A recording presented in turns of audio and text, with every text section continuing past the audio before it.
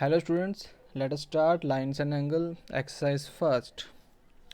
बच्चे, आपके सामने क्वेश्चन लिखा गया है जिसमें कहा है lines A B and C D intersect at O. एक लाइन ए बी और एक लाइन सी डी आपस में एक दूसरे को ओ पॉइंट पे इंटरसेक्ट कर रही हैं। ठीक है, तो अगर ये दो लाइनें आपस में इंटरसेक्ट कर रही हैं तो ऑटोमेटिकली ये एंगल इस एंगल के बराबर होगा, क्योंकि हमने पीछे पढ़ा है कि जब दो इंटरसेक्टिंग लाइंस आपस में काटती हैं तो आमने सामने वाले जो एंगल्स होते हैं वो बराबर होते हैं। तो ये बराबर इसके हो गया। ठीक है, मतलब यहाँ पे क्या है, बी ओ डी और ए ओ सी दोनों बराबर। अगली चीज़, अब देखो हमें क्या दिया है, बी ओ डी 40 है, तो अगर बी ओ डी 40 डिग्री है तो कन्फर्म है एंगल ए ओ सी भी 40 डिग्री होना चाहिए। परफेक्ट। तो हम लिख सकते हैं यहाँ पे कि angle B O D is equal to angle A O C. ठीक है, ये दोनों बराबर आगे। क्यों आगे? क्योंकि ये दोनों का सम 40 डिग्री भी है और साथ ही साथ ये दोनों वर्टिकली अपोजिट एंगल्स भी हैं। पहली चीज़। दूसरी चीज़ देखते हैं, हमें उसने बोला है angle A O C plus angle B O E 70 degree है, तो हम लिख देते हैं angle A O C plus angle B O E is equal to 70 degree.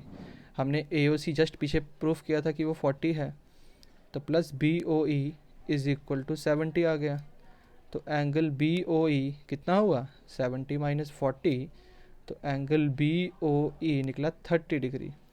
तो एक चीज़ तो हमारी यहीं से निकल गई कि जो हमें बी ओ ई निकालने के लिए बोला था वो हमारा 30 डिग्री आ गया, तो बी ओ ई हमारा 30 डिग्री आ गया।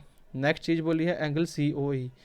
तो बेटे आप लोगों ने याद रखना है, एक स्ट्रेट लाइन के ऊपर जितने भी एंगल्स बनते हैं हमें मालूम है एक स्ट्रेट लाइन का जो सम होगा वो कितना होता है, 180 डिग्री। तो अब ये यहाँ पे तीन एंगल बनते नज़र आ रहे हैं इस लाइन के ऊपर। एक है ए ओ सी, एक है सी ओ ई, एक है ई ओ बी।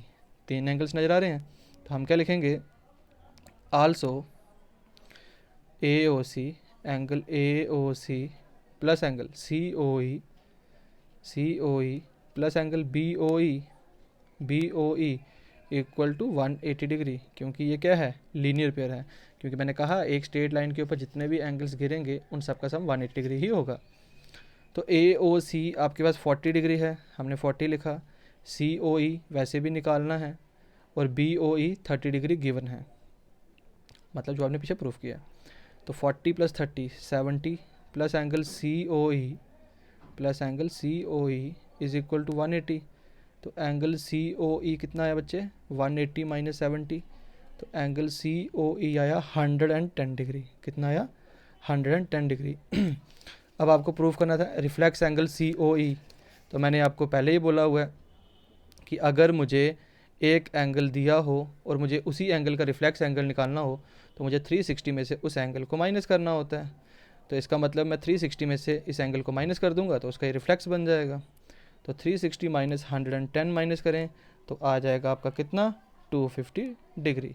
तो इसी के साथ आपका ये काफ़ी आसान सा क्वेश्चन था जो कि हमारा with in few minutes complete हो गया। तो आई होप बच्चे आप लोगों को समझ में आया हो, आया ना सबको, वेरी गुड। अब हम लोग करते हैं क्वेश्चन नंबर 2। देखिए आपके सामने फिगर है, ठीक है, नज़र आ रही है। इस फिगर में बच्चे क्या दिया हुआ है आप लोगों को कि lines X Y and M N intersect at O with angle P O Y is equal to 90 degree. मतलब पी ओ वाई 90 डिग्री है, तो ये 90 डिग्री है, तो ये राइट एंगल की बात कर रहा है। और हमें मालूम है एक स्ट्रेट लाइन जो होती है वो 180 डिग्री होती है। अगर ये 90 है पी ओ वाई, तो इसका मतलब पी ओ एक्स भी 90 ही होगा, तभी सम 180 के बराबर होने वाला है। तो सबसे पहली चीज़, और साथ में हमें क्या दिया है कि ए रेशो बी जो है वो 2:3 में है, और कहता है सी की वैल्यू निकालो। तो कोई घबराने की ज़रूरत नहीं है। सोल्यूशन में देखो ए रेशो बी जो है वो है 2:3, ठीक है। और अगर हम इसका प्लस कर दें तो A plus B mean sum of ratios की बात करें तो वो आगे आपका कितना, ए प्लस बी बच्चा कितना आ जाएगा आप लोगों का, ए कितना है पी ओ एम, तो angle P O M plus angle B कितना है एक्स ओ एम। तो इसका मतलब इन दोनों का सम जो है वो किसके बराबर है, 90 डिग्री के बराबर है। एक तो हमें ये मालूम चल गया कि जो ए प्लस बी है वो 90 डिग्री है। तो अब हम लोग सम ऑफ रेशियोज़ निकालते हैं। तो सम ऑफ रेशियोज जब निकाल रहे हैं तो वो है 2 + 3, तो वो कितना आया 5। अब हम आसानी से ए को भी निकाल सकते हैं, बी को भी निकाल सकते हैं। तो ए कितना आया, ए की वैल्यू 2, सम ऑफ रेशियो 5 और दोनों का सम कितना था 90।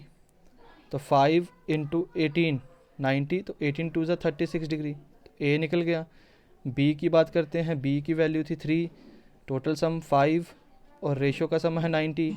5 × 18 18 3 ज़ा आ गया 54 डिग्री, ये भी क्लियर हो गया। अब हम जानते हैं कि एम एन जो है वो एक लाइन है और एक्स ओ इसके ऊपर फॉल कर रही है, तो इसका मतलब यहाँ पे लीनियर पे बनता हुआ नज़र आ रहा है। एक स्ट्रेट लाइन के ऊपर दो एंगलों का सम 180 होगा, तो इसका मतलब बी + सी 180 होगा, राइट। अब हम लोगों ने क्या लिखना है कि since ray O X stands on M N, जो हमारी रे थी एक्स वो किसके ऊपर गिर रही थी, एम एन के ऊपर, तो इसका मतलब जो बी + सी है वो 180 होगा।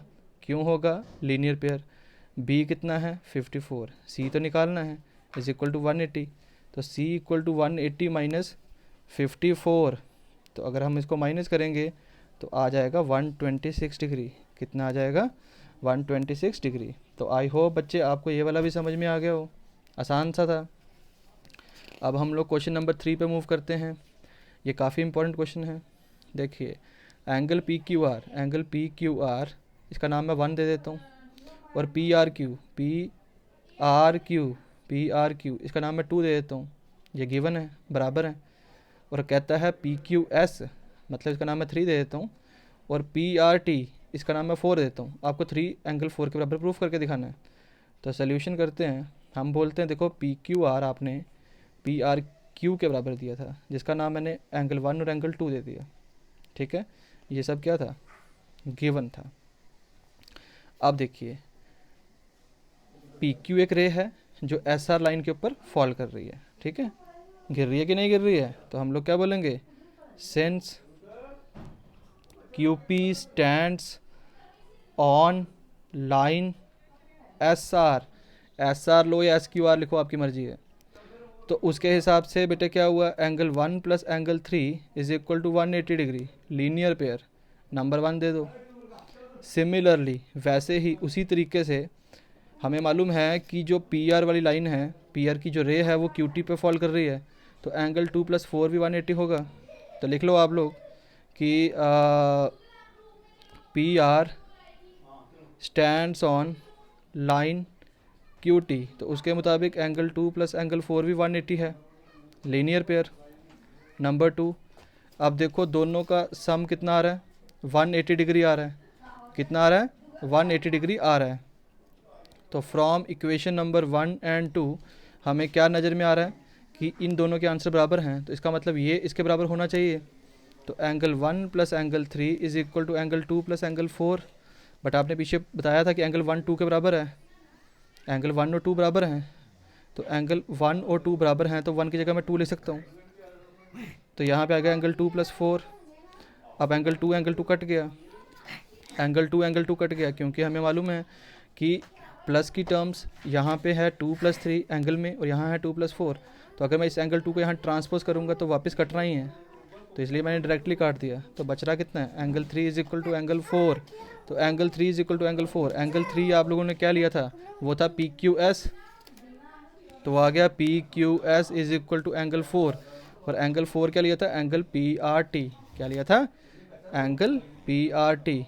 तो यही आपको प्रूफ करना था, तो हम लोग लिख सकते हैं यहाँ पे हैंस प्रूव्ड। क्या लिख सकते हैं, हैंस प्रूव्ड। ठीक है बच्चे, आसान सा था।